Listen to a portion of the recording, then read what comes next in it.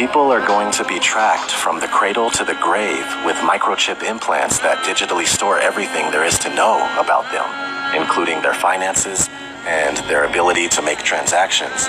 That's why I tend to think that the microchip might be the mark of the beast. It says no one can buy or sell unless they have the mark. People all over the world are doing experimental microchipping. Not to mention what's happening now with ID 2020, we're also moving towards a cashless society with every day that passes. This pandemic is carrying multiple agendas forward. The push for centralized control of information, which is censorship and narrative control. The cashless agenda forming out of the economic crash taking place right now, and the fear of passing germs through the use of physical money. Martial law, quarantines, mandatory vaccination, and digital identification via microchipping. This situation is the biggest show of force and seizure of power that anyone alive today has ever seen in their lifetime. This is very serious. Life is not going back to normal ever again.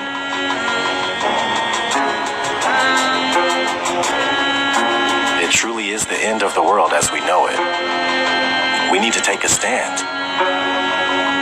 Refuse forced vaccines. Destroy 5G technology any chance we get, and don't let them fill you up with fear. From what I gather, they lose in the end anyway. You know, I really hope that's true. And this life is only temporary, so don't be scared. Be strong and stand up for yourselves. I know one thing for sure. I'll die or be thrown in a FEMA camp, or worse, before going along with what they're doing right now. Maybe you should consider doing the same thing. This has been ODD. Never sleep again, my friends. Take care.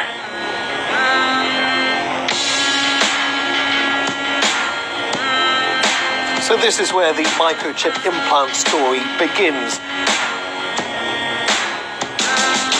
You will be chipped, it's just a matter of time. A small firm recently embedded microchips in their employees as a way to bypass company badges and corporate logons and to get attention for their cafeteria kiosks, which are available on a cashless payment plan like Apple Pay. The latest office innovation is a microchip implanted in the skin and designed to replace the traditional keypad for opening doors, using the copier, or buying food in the cafeteria.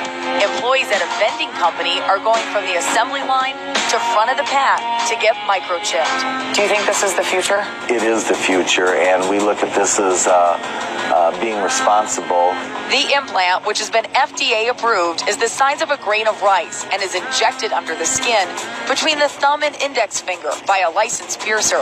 I think it's the wave of the future that we'll all have implanted chips that have our medical records. So you would do it? Sure. Okay. So you're carrying around a phone anyway. This is a microchipping party.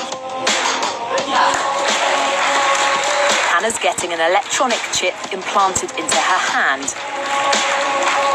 So congratulations, Hannah. Thank you. You've been chipped? Yes, I have. How does it feel? It feels good. I'm excited to see what I'll be able to do now. Can I touch it? Yeah, you can feel it there. I feel like this is the future. It's the next big thing that's going to happen. A tiny microchip like this inserted just beneath the skin in their hands.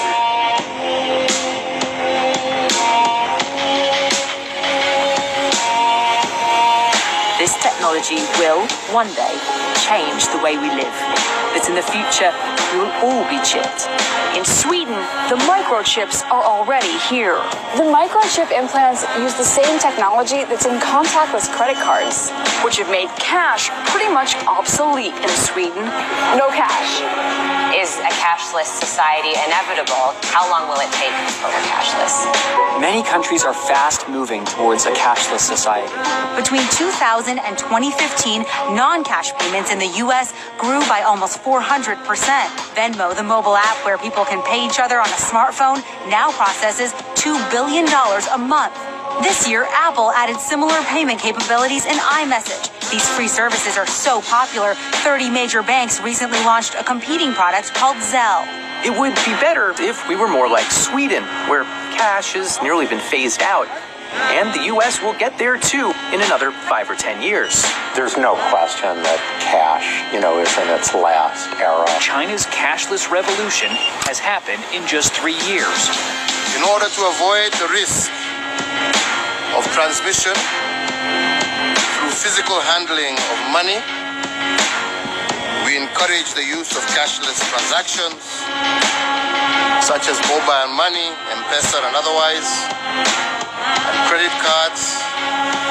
Well, health experts say the coronavirus can live on surfaces like cash for up to 10 days.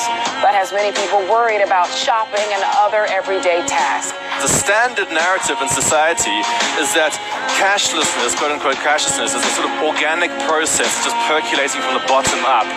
Ordinary individual people who are just sort of making these organic decisions to switch to this other thing, right?